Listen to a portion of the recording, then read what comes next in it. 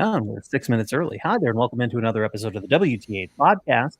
My name is Nate. To my immediate left is Kareem, and taking up the bottom third of the screen, or the bottom half of the screen this week is Jason. Gentlemen, how are you doing?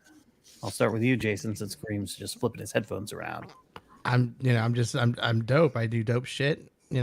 I'm dope and I do dope shit. Okay, Kanye. Okay, Kanye. Did you happen to get that? Did you happen to get that Chappelle story on either YouTube Shorts or TikTok this week? Because I got it last night. That exact same thing. It's just one of those things that I know. I mean, but yeah, I remember it.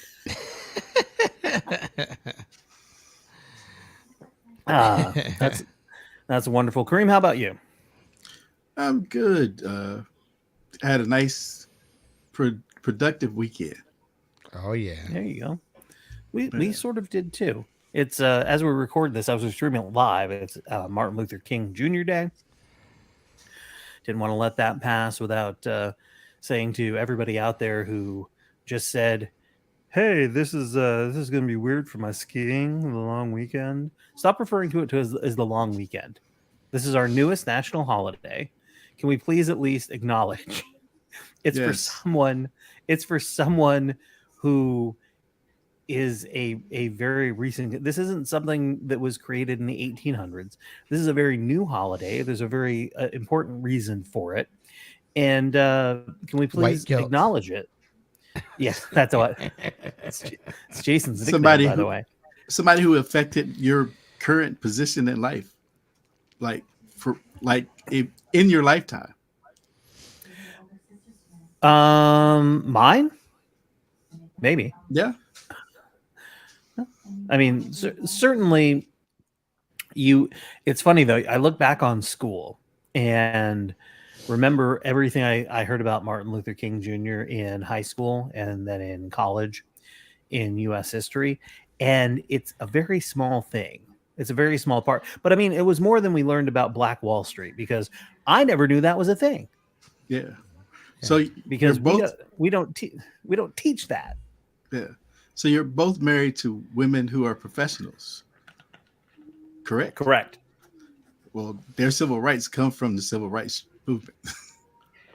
That was a point that was brought up on one of the TikTokers that I follow, talking about how, because she was stitching with some woman who was complaining about something, and she said, well, all of the things that you're talking about you can do because of the civil rights movement. Have a checking account, all of those things fall into that, because civil rights, while it was, the headline is it's about African Americans, it also were the civil rights of other people, women in particular. So super. I mean, his wife is still alive. Yeah. His widow is still with us. Well, he was killed 4 years before we were born, or 3 years before we were born. He was 39. Yeah, that's the thing. The fucking ripe. You're like, he was killed in 1968. Yeah. Yeah. Yep. I was -2. Yeah. Yeah. It's absolute insanity, and the thing that blows my mind is, like, I've been watching a lot of local news lately because of the weather, not because I've been longing for their deep coverage of important stories. We know you, Nate. We know you've been longing for that. Sure. That 6th hour of Good Day Sacramento. It's your favorite. Or the 7th hour. It's the 6th hour. 7th hour. I do need to register a quick complaint. It's an unexpected airing of the grievances for all of my friends in broadcasting. No one, and I repeat, no one who isn't sitting behind a TV anchor desk or doing a live report on TV says the word roadway. Nobody else uses the term making your way somewhere when you're talking about people who are driving.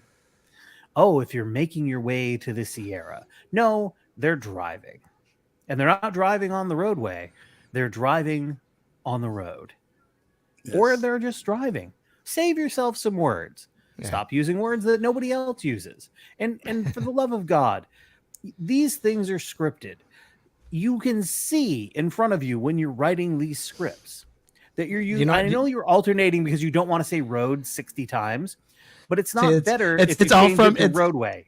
It's all from their freshman English professor in college. It was like, you said it 70 times here. You said this word. You said drive 70 times. You need to alternate. Say different things.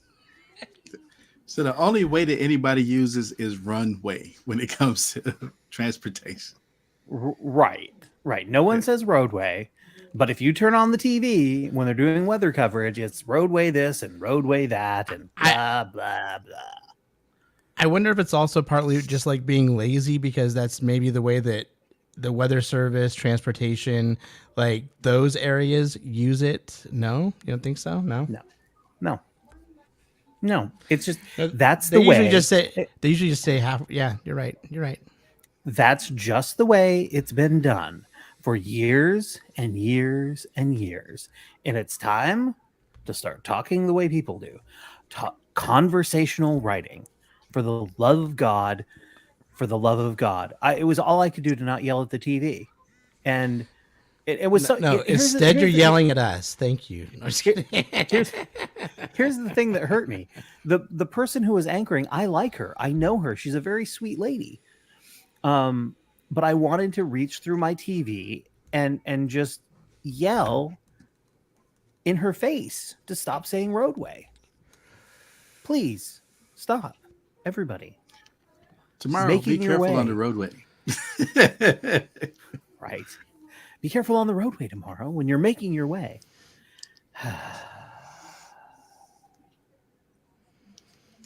The only time you should use the word making your way is if you're singing the theme song from Cheers. Because making your way in the world today takes everything you've got. Timeless words. Yeah. Classics. Absolutely. That's when it should happen. So since we entered into this weird grievance spiral, anything bugging you guys? I'll go if that's all right. Yeah. Two things. Like first thing is, like, I just talked about that game High on Life last week and about Justin Roiland, and then the news broke this week that like he is being charged with like felonies, like for like keeping a woman against her will, abusing a woman. No. And like it's been going on since 2020, and like he kept her under like. Anyhow, I was just like, what the fuck? But somebody posted the thing where it's like, oh, this powerful, something white man, such and such got like, it was just basically a blanket statement that applies to anytime you hear about a guy like this that this happens to. Right. But and then I saw another friend post like, yeah, that's great. Post about how you didn't like the guy ever in the first place. That's great. Not about like the potential crimes that were committed or about the poor people that were, but you know what? I just never really liked that guy. Yeah, makes sense. I mean, I did say that about OJ. Yeah. And then he got off, so. I never liked OJ. There was always something. Well, I mean, like, listen, man. I mean, he had utter disregard for all the people in that poor airport, just jumping over him, pushing him down, not like acting like he's better than everybody else. The other thing to get to is just how shit breaks. You know what I mean? Like when shit breaks down, when something breaks, it never breaks at a opportune time or at a good time. It always is usually seems like a shitty time because you're using it, right? So it's always not going to be a good time. Well, news breaks when you least expect it. And that's the thing is accidents happen when you least. I just went right back into my old life as a TV promo reporter. Golly. But my buddy was over doing laundry here yesterday, and like the washer broke. It's just like it's like Oops. the just it's not agitating, and it's So Alex completely broke your washer, is what you're saying? he didn't because it might have not been working before that, but I don't. It's 7 years old, 6 years old. We've Nah, had it Alex for. broke your washer. He brought. I was upset last night, not at him, but just the fucking situation.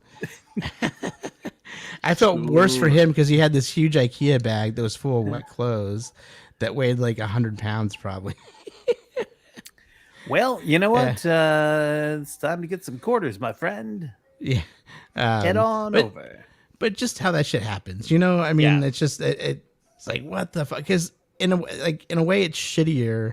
I was more upset that it broke while he was using it because I'm sure that he probably feels some type of guilt or shitty about it. You know what I mean? Because and it's like, listen, the thing's fucking 5 years old. It gets used 2 to 3 times, like 3 or 4 times a week.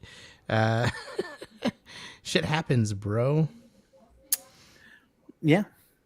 I mean, knowing Alex, I'm sure he does feel bad. Yeah. It's an unfortunate circumstance, and I don't know. Kareem, do you prefer when someone else breaks your shit or when it breaks when you're using it? When I'm using it. Yeah. Because there's always that little glimmer of doubt in your mind, like what the fuck did you do, man? Right. Yeah. It was probably nothing, but still in the back of your mind, there's like maybe he had some fucking rocks in his pocket. Yeah. God damn it, fucking shit, Alex. Come over here. Load. Use this one fucking time, and of course it fucking breaks. Yeah. It happened right after I dropped something on the ground, and like he'd stepped on it and it had broken just 45 minutes before that, and that was my fault because I didn't search to make sure I picked all the little pieces up that fell on the ground, and he's like, oh, what was that I just stepped on? And I was like, oh fuck, dude. Yeah. Oh boy, Kareem, what about you? What's the Steelers fans? Yeah, I hate them too. Yeah. Yeah. I get it, man. I get it. What's your beef with them? So going into the season, and as the season progressed, I said that the Steelers would go probably 9-7 or 9-8 or 10-7. Right, I remember that. All of the Steelers fans thought they were going to only going to win like 3 to 5 games. Most of the fans did. Thought they were going to get a good draft pick. Thought they were going to get a good draft pick. So how the fuck do you at the end of the season complain about them being 9-8? Because you're not going to get a good draft pick. No, they're if that was what they were saying, that would be one thing. But what they're saying is that Mike Tomlin isn't doing a good job. That's why they were 9-8. I guess he has to go then, Kareem. Yeah. Oh, yes, of course. But I think that's the issue with a lot of successful coaches and managers is the fan base at a certain point gets tired of them unless they're winning constantly. Like the New England fan base is not tired of Bill Belichick because they win a lot and have won a lot. Yeah. Even though they missed the playoffs this year, but they've got a fuck ton of Super Bowls. So they're not going to go get Bill Belichick out of here. Right. So the Steelers won a lot because he hasn't had a losing season yet. So, right. So now it's the mediocrity. And, somebody said, the other organizations would have got rid of him by now. And I'm like, what organizations? Because no organizations that are doing turnover on coaches are successful organizations. The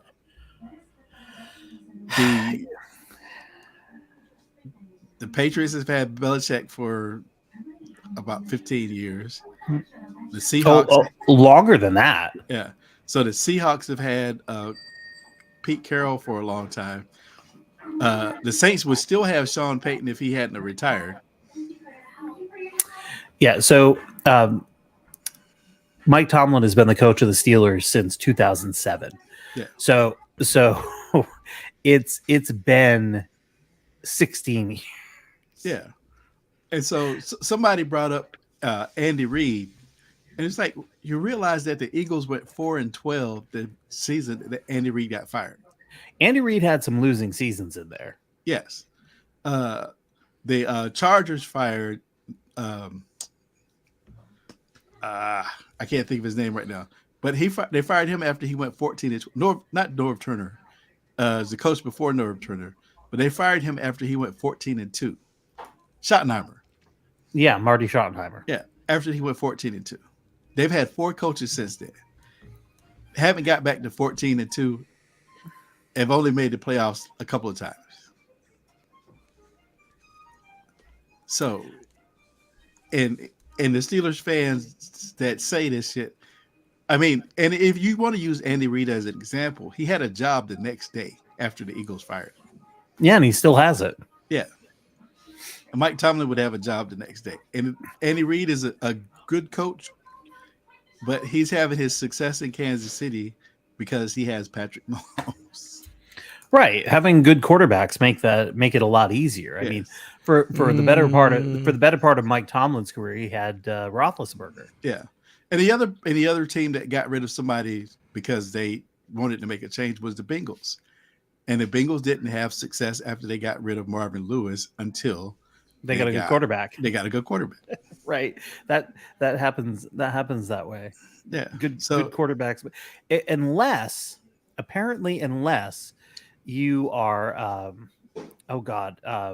Kyle Shanahan, because it doesn't matter who the quarterback of the 49ers is. They're pretty good.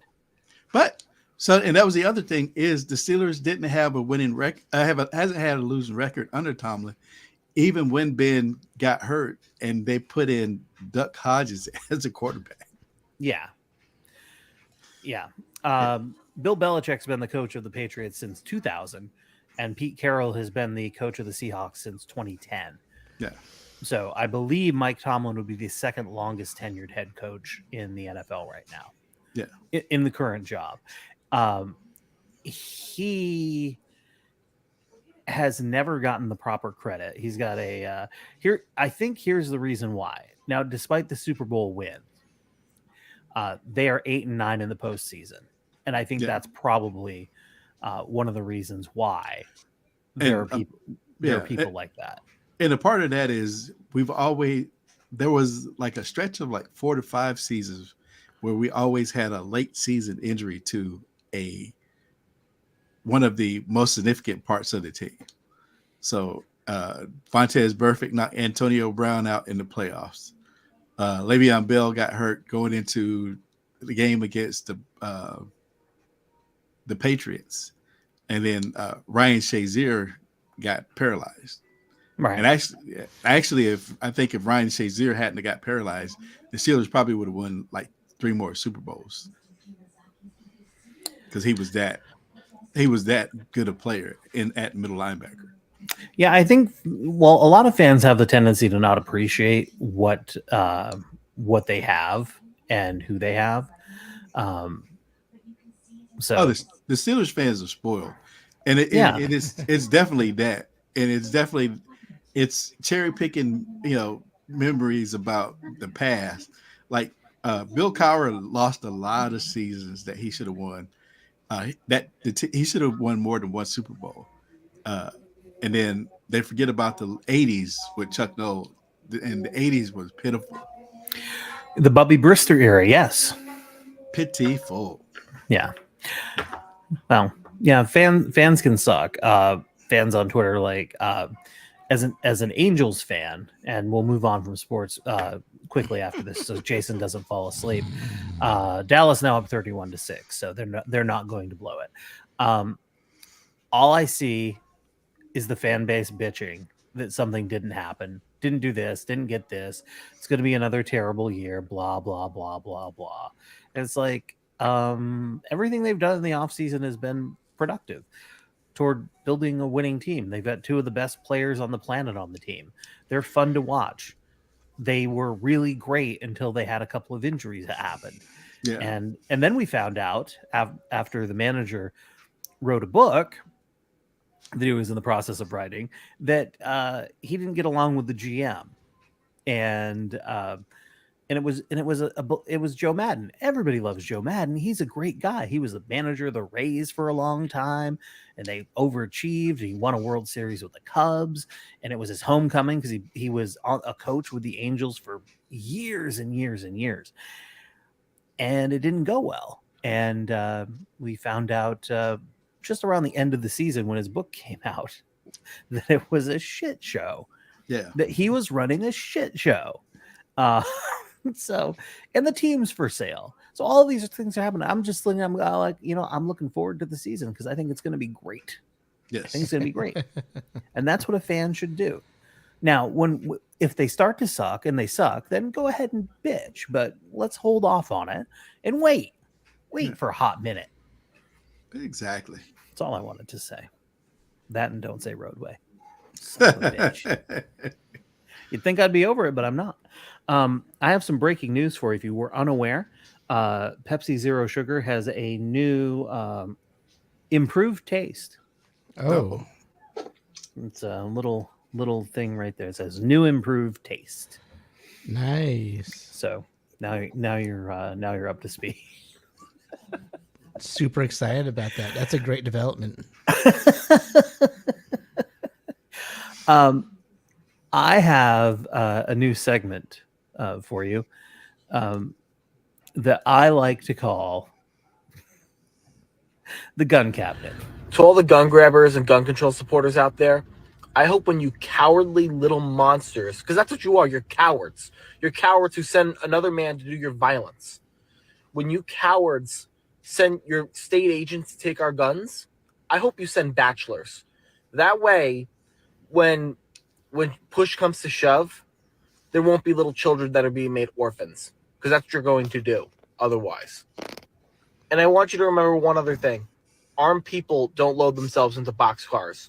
Why do you think we're dying on this hill? You're not going to violate our rights. We're not going to let that happen. So go ahead, try to take our guns. See how well that ends for you. That's a look inside the gun cabinet. So I thought Obama was taking their guns. Right? I thought Obama. Well, if Joe Biden, look, it's a good thing Obama didn't take their guns because Joe Biden is coming for your gas stove. Yeah.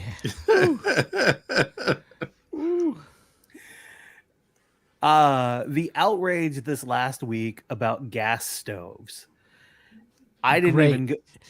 Great. Look. Let the fucking House of Representatives focus on gas stoves and do some fucking inquiries about it for the next 2 fucking years. So that way, when they go to get reelected next year, their constituents are like, "Wait, that's all you guys did?" The people who elect those Republicans don't care. They elect them because they cause chaos and do nothing. Let me have this. Come on, dude. Just let me have a little bit of hope. No, I'm taking your hope like Joe Biden is taking your gas stove. Oh my god. For the record, Joe Biden is not taking your gas stove. No. A study simply came out saying that there's a link most likely between gas stoves and asthma and other lung issues in children. Like there's a possibility of it, and they want to do more research on it to see if we should have gas stoves in homes. Like that's all they want to, like that's all they're fucking doing. That's all it is. Like no. look, I prefer my paint with lead in it, and those son of a bitches won't let me get it anymore, and now they want to take my gas stove. Like, what if they found out that, like, oh my God, there's a correlation. People that have gas stoves, these are the people that are getting cancer. Holy shit. Like, you know what I mean? Or like, they would wipe it under the rug until there was enough people that got it and filed a class action lawsuit. And there's studies on it. And then they would deny it. By the way, make you do a 10-year study to see the effects on all those people before they would settle. That's what would happen. It's happened multiple times. If you look over my right shoulder, you'll see a gas stove. Am I worried about it? No, not really. But we're not. My favorite thing was the people who were so mad. Now, I don't know if they actually did this, but they're posting on social media. They were so mad that they were going to show Joe Biden because they were going to turn all of their burners on at once and let him go. Like, what the fuck? So fucking. I'll show you, stupid. Joe Biden. My gas bill's going way up. Like, yeah. Meanwhile, like in gas bills, $900. Thanks, Joe Biden. Yes. Why is everything so expensive? I can't afford my gas bill anymore. I want to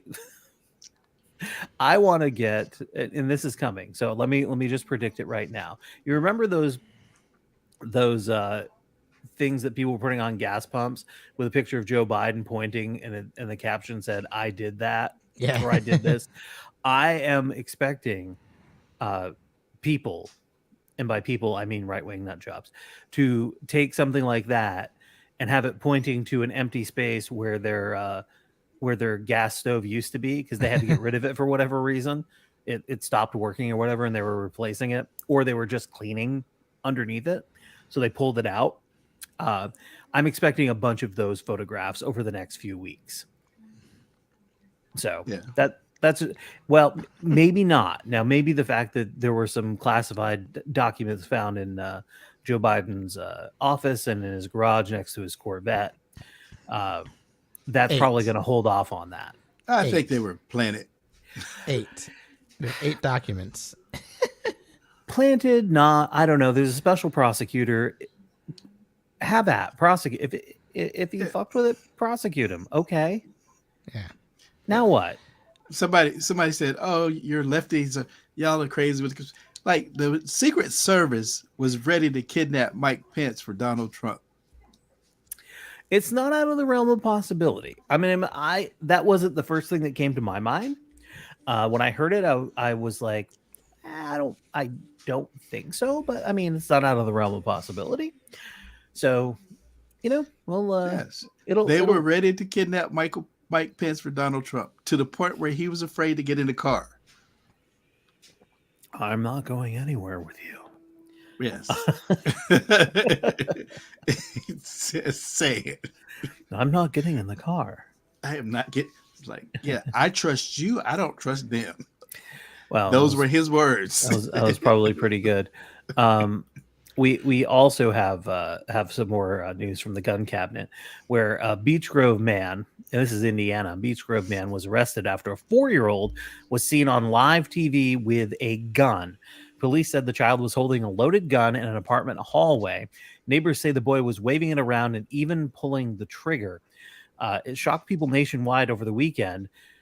Why was it caught on camera? Oh, because there's a show on the Reels channel on Patrol Live that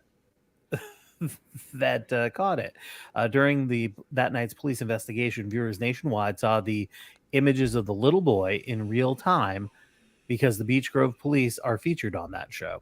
A neighbor's Ring doorbell camera showed a diaper-clad 4-year-old playing with a loaded gun. He's seen waving the weapon around and even pulling the trigger.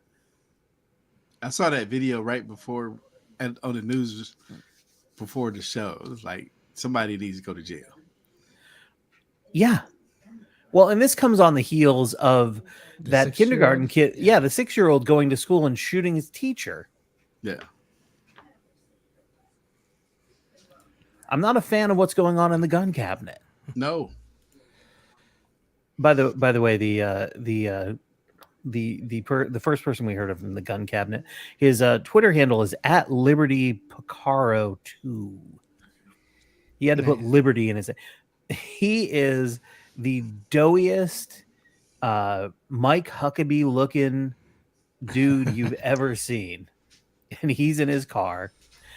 Why are they always in their car doing these TikToks? I don't know. Why?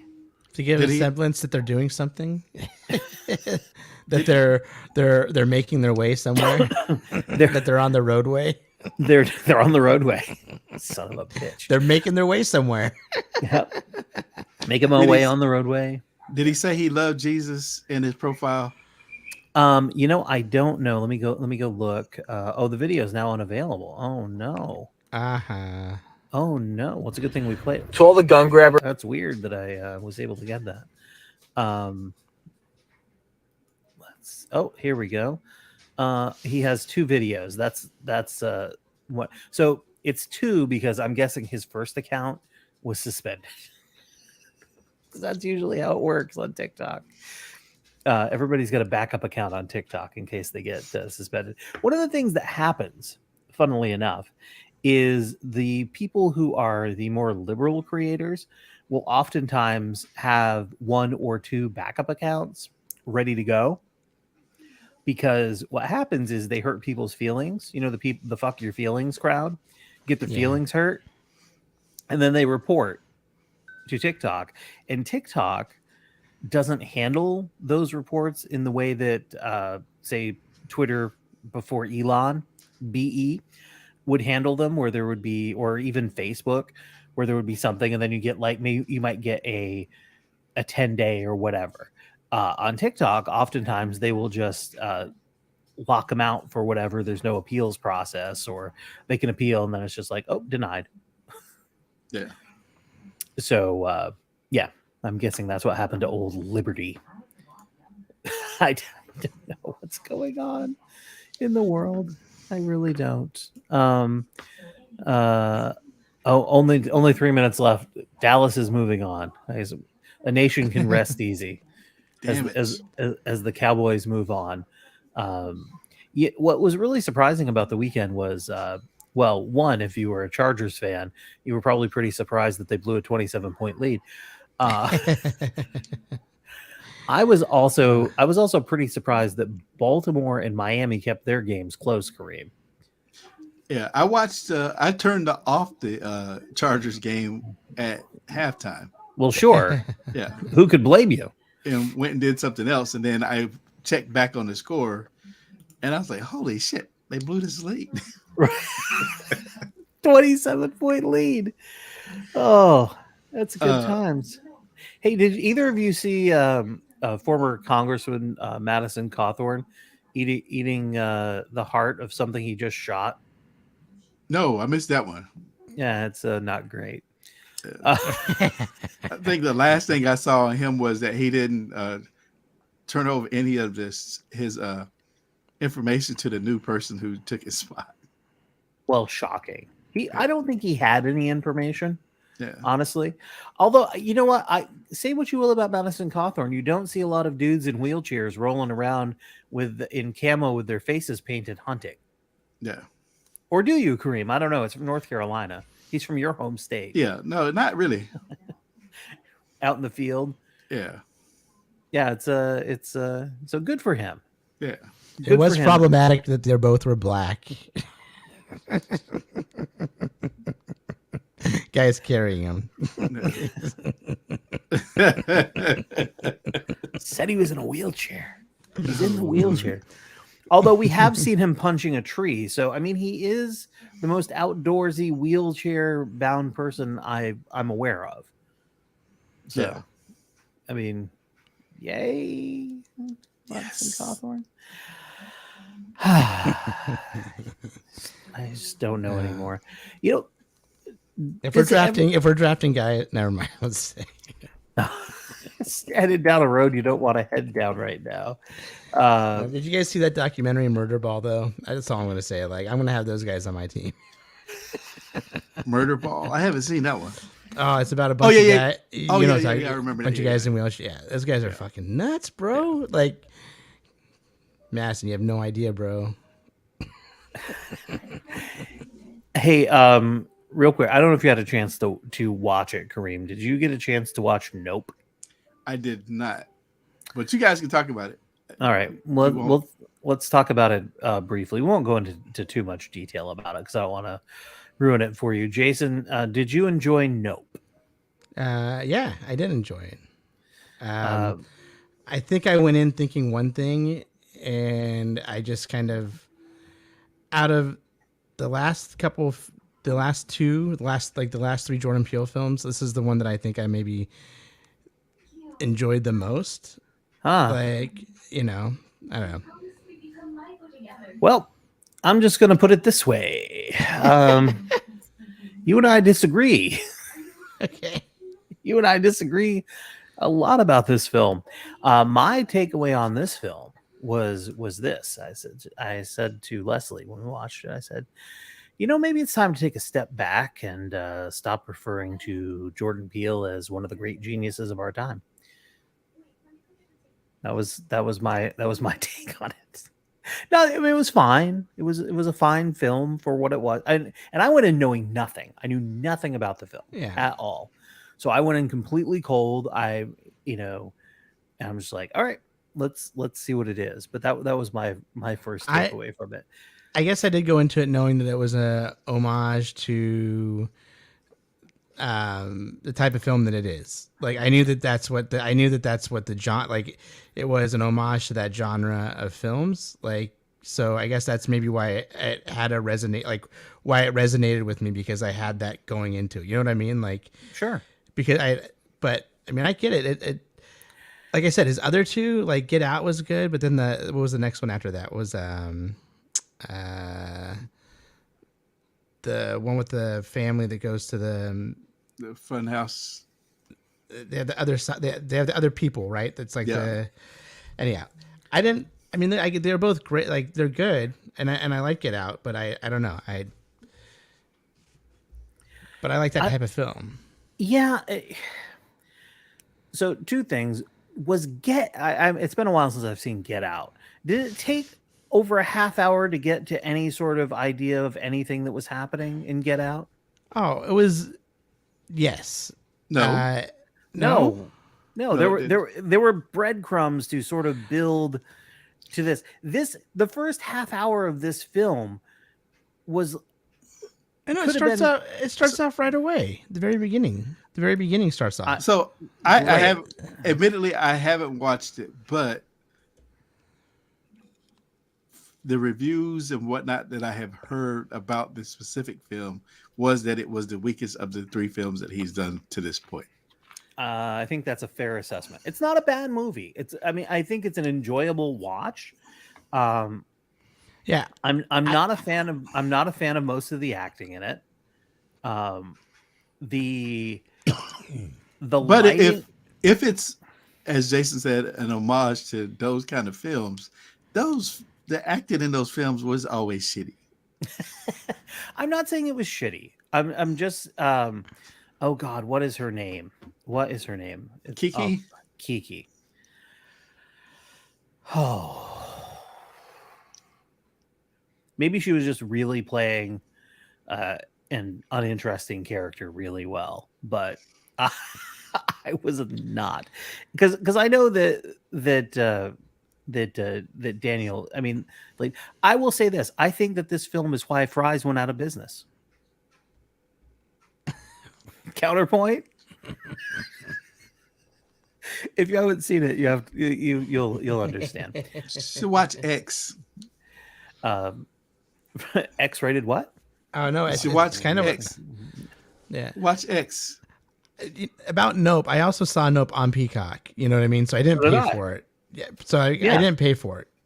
So it also probably is like, compared to other things that I stream and I watch on a general basis, it's definitely above 95% of those. Again, it was an enjoyable watch. Yeah, It's not that I didn't enjoy the film.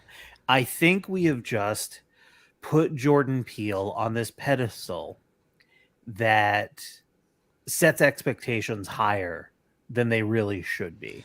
Because even going in knowing nothing about the film, I'm like, oh, it's Jordan Peele. I'm going to expect something as, I guess groundbreaking is the wrong word, but something is. Haven't you been let down enough in your life yet, though, to like not have that like, I feel like I've been let down enough in my life when it comes to watching movies, especially Hollywood films, to where like I try not to have that expectation. Like after the third Transformers movie, I definitely had my spirit completely broken. No, but I mean, like, just there's been so many times where, like, what was is it Lind? Who's the guy that did the Bourne? That's Damon Linden, right? Yeah. What was his third film? Brothers McMullen. Like I think that was his third film, if I'm correct. I could be thinking of a different director. But it was a not. It made me reset my expectations. M. Night Shyamalan made me reset my expectations. Oh, I want to I- talk. Have you guys seen? He's M. Night Shyamalan. Speaking of, has a new film coming out in early February. Have you seen the trailer for it yet? Yes. I've heard positive buzz about it. Here's the positive buzz that I will give you. Dave Bautista is one of the leads. Well, then I'm sold. Uh, I think I've learned. I just if I end up watching a movie, I give it.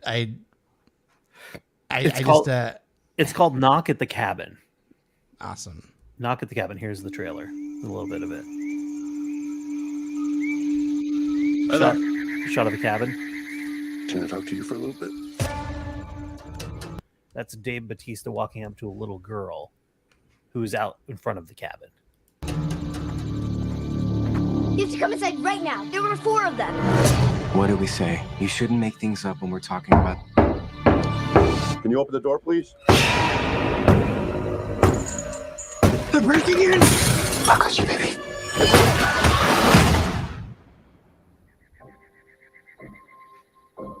We're not here to hurt you, but you have to stay here in the cabin with us. Families throughout history have been chosen to make this decision. Your family must choose to willingly sacrifice one of the 3 of you to prevent the apocalypse. We're not... And there's your there's what it's about. Yep. Ryan Johnson, that's who it was, is the one that directed Brothers Bloom, is what I was thinking of. But like I was after he did Brick, which I saw Brick and I was like, whoa, this is so awesome. I can't wait for the next one. And then Brothers Bloom, I was like, okay, this is middling. But he's done a lot of good stuff since then. But it's, I don't know. I've learned to temper my. You just don't be so hopeful, right? Go in with a little bit of a sense of like you're going to be disappointed, and you'll always be. All I'm saying is I had faith in Jordan Peele. No, dude, never. Fuck no. I should have learned when I went to the theater to see the Steven Spielberg film AI, which is one of the worst movies I have ever watched. It's one of the worst movies I've ever watched. The worst movie I ever watched, I didn't finish. And it's let me tell you what it is. So remember back when City Slickers was a thing? Yeah. And Jack Palance was had this renaissance as a comedic actor. Yeah. And remember about the same time we were only a few years past Chevy Chase doing Christmas Vacation. Mm-hmm. Yeah. Maybe 5 years past. Ooh, So are you talking about Cops and Robertsons? Yes. Where are you going? That movie is so bad. That movie is so fucking bad. I was unemployed, had virtually no money, and this was a huge treat to go down to the video store and rent Cops and Robertsons. It was so bad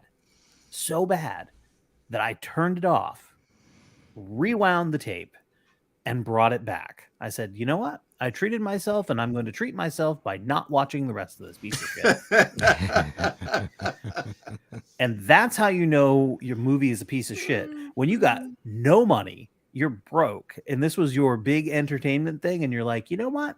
Fuck it. I'll just watch whatever is on TV. Instead of putting the tape inside, you should have just shit inside of it and then giving it to them. Well, that's not the video store's fault. I mean, it was. It is. No, it is. They fucking let you rent it. That person, like a guy should have said, "Hey, listen, I know you look like a smart guy, and I don't want you to come back." Here's the problem. There are people. I guarantee there are people out there that like that movie. Yeah. Oh, love that movie. Yeah. Yeah. 12-year-old Jason thought it was awesome. Are you one? No. I wasn't. I knew there was somebody. All right, let's see. I must have spelled that wrong. Ups. And I remember I was so excited. I was like, I had no idea that Chevy Chase was a fucking asshole. Diane Wiest. Okay. So, Yeah. It has I searched for it on Rotten Tomatoes, Jason, and it says 404 not found. It is so bad that Rotten Tomatoes wants no part of it. Oh my God. It was cops. Yeah, that's Yeah. Oh, and here's the most annoying thing. On IMDb, the rating is 5.2 out of 10. 5.2 out of 10 for what's it say the on worst. Metacritic? I don't know. Man, fuck but- this movie, man. You know what? I'm not going to get in. Listen to the people in this cast, though. There's no reason this movie should have been such dog shit. You had Chevy Chase, so it's a comedy. You got Chevy Chase, Jack Palance, who's playing a cop, Diane Wiest, Robert Davi. I mean, these are all, in their own way, good actors. Now, on Rotten Tomatoes, this is from Wikipedia. It has an approval rating of 14%. Yeah, I saw that. Roger Ebert, Yeah, I gave it 2 stars. May God have mercy on his soul for this. He gave it 2 stars. Richard Harrington of the Washington Post wrote, Chevy Chase's Lucky Cops and Robertsons isn't a sitcom. If it were, it would be canceled as pronto as his talk show was. It's not the fault. It's not just Chase's fault. The plot in this stakeout clone is a sack of woe, but much of the responsibility is someone wrongly advised Chase that it's enough to be lovably klutzy Chevy, that no acting or effort is necessary. As a result, Norman Robertson is another in a too long list of overly sedated Chase characters that are nothing to laugh about or at. That's a serious problem for a comedy. Oh, man. I mean, now talk about a classic Stakeout. Now that was a Janet Maslin of the New York Times lamented the film was even more unfunny than his disastrous talk show, calling it a chase vehicle with 4 flat tires.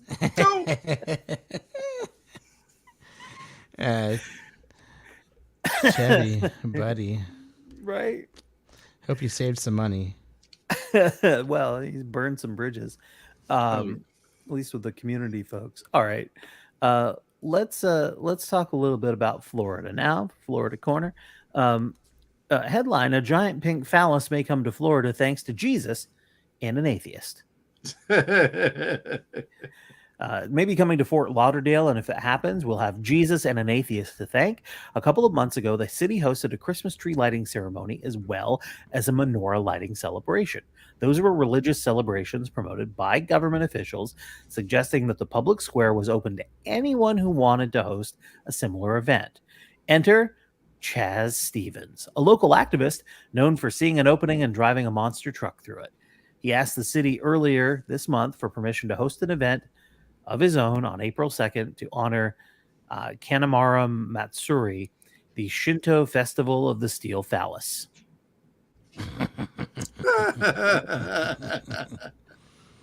He also told city officials that proceeds from the event would be donated towards AIDS research as well as LGBTQIA plus awareness, elevating both artistry and philanthropic causes in tandem. He also plans to hire a cop to protect his crown jewels. They asked him to submit an outdoor event application. The event would still have to be approved by the events committee and the city commission, but as the South Florida Sun Sentinel reports, a rejection may lead to a religious discrimination lawsuit. And Fort Lauderdale may be the first city where this event is taking place, but Stevens is hoping it won't be his last. He's already made similar requests in several other cities. Only one, Deerfield Beach, has rejected him outright, claiming his display would be obscene and create a safety hazard. City officials were also added their understanding of Kanemaru Matsuri was that it is more cultural than religious, giving them an out. Stevens told them his attorney would be in touch. Several mayors, including Fort Lauderdale's Dean Trantelis, who's openly gay, said they wouldn't support the display, but most conceded that it was a legal issue and it wasn't ultimately their call. So he also said in an email to city leaders he would lovingly name the giant phallus Dean. Thank you, Supreme Court.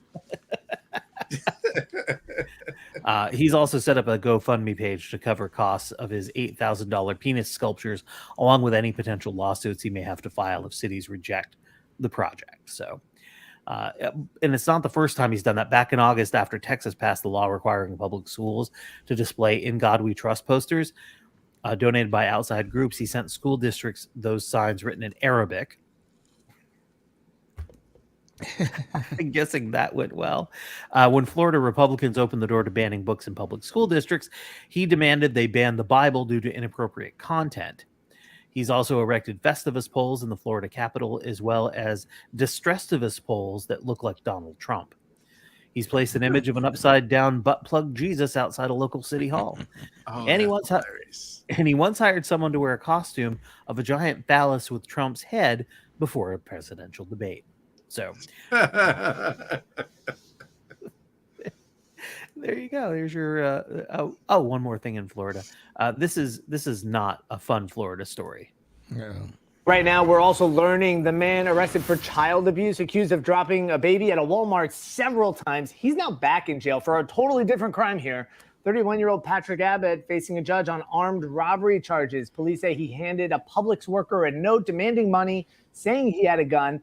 After the victim read the note, she pretended to help a coworker and called for help. Abbott left empty-handed, but he was later arrested. Police caught up with him. They saw him throwing the note, and that the gun he claimed to have had was actually a stapler. Abbott was recently out on bond, a felony charge for another incident last month in which an off-duty officer saw him repeatedly dropping a 4-month-old baby in the parking lot of a Miami Walmart. His bond is now set at $7,500. Yeah. Good guy. Yeah. Good guy. Trying to rob a grocery store with a stapler. Prompting one man to ask, "Have you seen my stapler?" Yeah, we know where it is. We do. It's been thrown away Yes. as a potential as a potential weapon. Excuse me. Where that came from. All right. Before we get to small town news, is there anything else you'd like to throw into the town square to discuss? Anything at all? Oh, well, what was it? So our niece got into an accident last week, Oh no. Friday. Oh, that was a bad day. Yes. The Friday the 13th. Yes. So she made a left and hydroplaned, and luckily she was able to get enough control back of the car that she didn't run into the light pole that she was heading directly towards. But it did some front end damage. It was weird. The front passenger side tire blew out, but also the back driver's side tire blew out. So that was weird. There had to be some stuff in the water that she was hydroplaning through. Yeah. That's the other thing people don't realize. All of the standing water, not only is it dangerous for hydroplaning, there's shit in there you can't see. Yeah.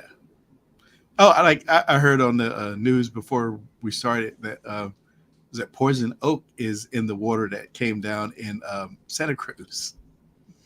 Fantastic news. Yes. So yes. Are you itching to go to Santa Cruz? No. But yeah, like I said, she was okay. The car is at Firestone waiting for the adjuster to see it. I'm anticipating that it's going to be total just because it's only worth about $3,600. Yeah. The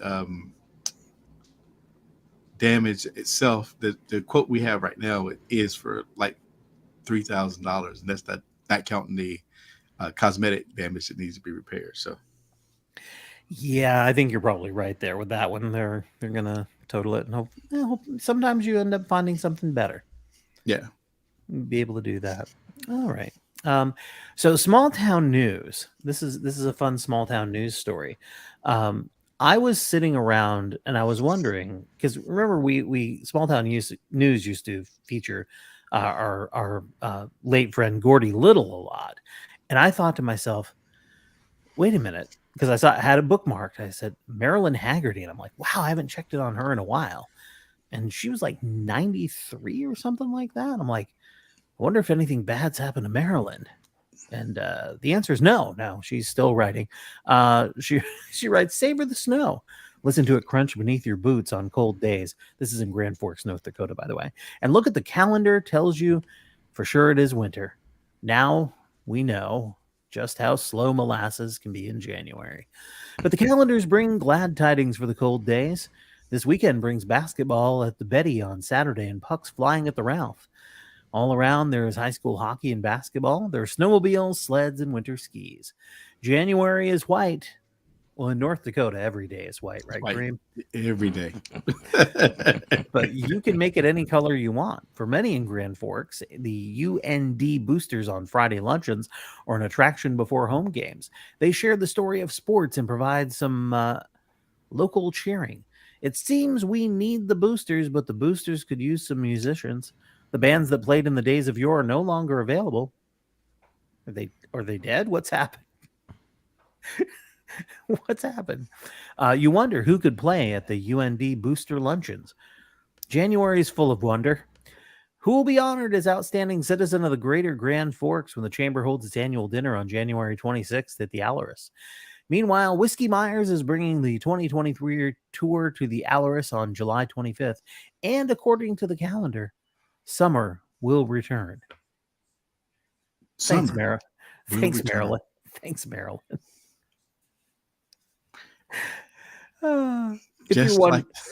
For anybody who doesn't recognize the name, Marilyn Haggerty became famous. She's a columnist for the Grand Forks Herald. Excuse me, and a senior citizen. And she, among other things, and we read them here on the show periodically. If you're new, you probably haven't heard it because we haven't done it in a while. She reviews local restaurants. So she'll go and talk about the restaurant and what she ate and all of that. And it's kind of folksy. Well, a few years ago now, she became famous because the internet thought it was really funny that someone was writing a review of the local Olive Garden. And she caught a lot of flack online for that because, that's what people online do. And Anthony Bourdain reached out to her because that's kind of what he did. And Anthony's been gone for a while now. But through all of the internet making fun and people like Anthony Bourdain reaching out, Marilyn Haggerty became a bit of a celebrity. Now, that's faded as it does with people like that. But she's still... What do you think about it? This is someone in their, I believe, 90s who is still writing a regular newspaper column. Yeah. Which is crazy. Yeah. It's absolutely crazy to me. She was born in 1926. It could be one of those things, though, like Ann Landers or Dear Abby, where, like, she's not really around anymore. It's just, like, her daughter or, like, a niece that's doing it now. She's 96. And wow. Anthony Bourdain collaborated with her and subsequently published and wrote a foreword for her 2013 book. So that's 10 years ago now, when she was a spry 86. The book is called Grand Forks, A History of American Dining in 128 Reviews. So there you go. It's she's appeared as a guest quickfire challenge judge on Top Chef Seattle. Even the famous come home. Oh, wow. Right? So yeah, Marilyn is still writing columns. Sorry, 1 second. Yeah. Leslie wasn't sure if I was recording or not because I'm reading. Anyway, yeah, so Maryland's still going strong, so that's good. Some good news for you. Some good stuff. Hey, Maryland.